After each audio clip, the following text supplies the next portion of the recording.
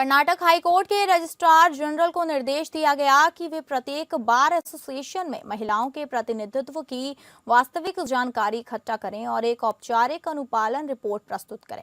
जहां भी bar association ने 30% प्रतिनिधित्व प्रदान नहीं किया है, रजिस्ट्रार जनरल को आवश्यक सुधारात्मक कदम उठाने होंगे। केवल 4 बार एसोसिएशनों ने पूरी तरह से अनुपालन किया है, जबकि 15 एसोसिएशनों ने आंशिक रूप से अनुपालन किया और 10 एसोसिएशंस ने कोई अनुपालन नहीं किया। वकीलों ने तर्क दिया कि रजिस्ट्रार जनरल की रिपोर्ट वास्तविक चुनाव परिणामों और नियुक्ति की सक्रिय सत्यापन पर आधारित नहीं थी। बार काउंसिल चुनावों में अलग मतपत्रों की मांग की गई ताकि 30% कोटा भी गणना सटीक रूप से की जा सके। न्यायालय ने रजिस्ट्रार जनरल को अनुपालन रिपोर्ट प्रस्तुत करने और आवश्यक सुधारात्मक कदम उठाने का निर्देश दिया। न्यायालय ने भविष्य की तारीख निर्धारित की है जब इन रिपोर्टों की समीक्षा की जाएगी और अनुपालन की स्थिति का आकलन किया जाएगा। ज्यादा जानकारी देंगे इंडिया लीगल रिसर्चर श्यांतन दास। आपका बहुत बहुत स्वागत है। जी नमस्कार।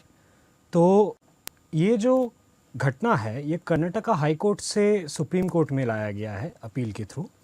तो कर्नाटका हाई कोर्ट में जो फेडरेशन ऑफ वुमेन लॉयर थे उन्होंने इस मुद्दे पे अपनी व्याख्या दी है कि कर्नाटका हाई कोर्ट के जो बार एसोसिएशंस है जी।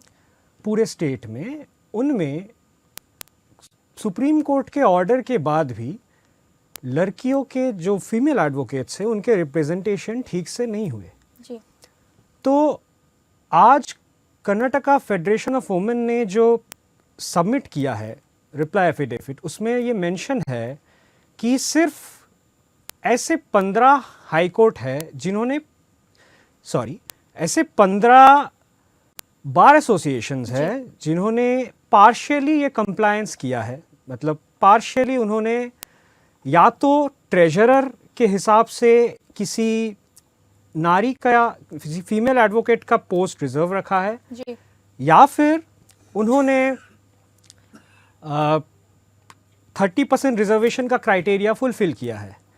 ऐसे 4 बार काउंसिल एसोसिएशन है जिन्होंने पूरा कंप्लायंस किया है, दैट इज़ 30% के क्राइटेरिया को भी उन्होंने मीट किया है और ट्रेजरर के पोस्ट में एक वुमेन एडवोकेट को उन्होंने रखा है। लेकिन ये सिर्फ 4 बार एसोसिएशन ने कर्नाटका हाई कोर्ट में कंप्लायंस किया है जी।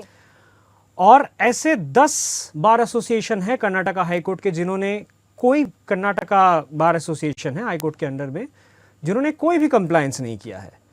तो ये सवाल जब सुप्रीम कोर्ट में उठा गया तो सूर्यकांत जी ने ये निर्देश दिया है कर्नाटका हाई कोर्ट के रजिस्ट्रार को कि वो इसका जो कंप्लायंस है उसको ठीक से निभाए और उनके अंडर, उनके टेरिटरी, उनके जुरिस्डिक्शन के अंडर जितने भी बार एसोसिएशन हैं वो ये इंश्योर करे कि ये 30% रिजर्वेशन का क्राइटेरिया और एक वुमेन ट्रेजरर, जो ट्रेजरर का पोस्ट सिर्फ एक औरत, एक फीमेल एडवोकेट के लिए रिजर्व होगा, ये इंश्योर करा जाए जी। पहले आप देखेंगे कि कंप्लायंस का जो मेन तरीका था वो सिर्फ एक लेटर हेड था जी।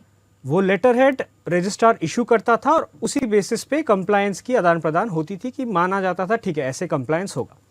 बट सूर्यकांत जी ने, ऑनरेबल चीफ जस्टिस सूर्यकांत जी ने आज ये स्पेसिफिकली ऑर्डर में मेंशन किया है कि रजिस्ट्रार इस कंप्लायंस को ठीक से देखे, इस पे ठीक से सोच विचार करे और इस कंप्लायंस के ऊपर एक रिपोर्ट सुप्रीम कोर्ट को सबमिट किया जाए किसी भी भविष्य के किसी भी डेट में जो निर्धारित किया जाएगा। अब ये जो मुद्दा है ये सिर्फ कर्नाटका के लिए ही वैलिड नहीं है जी।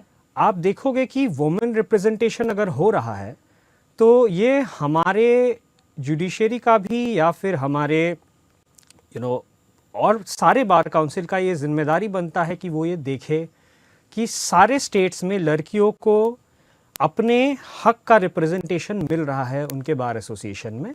तो भले ही ये कर्नाटका हाई कोर्ट के लिए ऑर्डर था बट आई थिंक ये सारे स्टेट्स को फॉलो करना चाहिए और कंप्लायंस थोड़ा और स्ट्रिक्ट करना चाहिए ये देखने के लिए कि ये सच में फॉलो हो रहा है।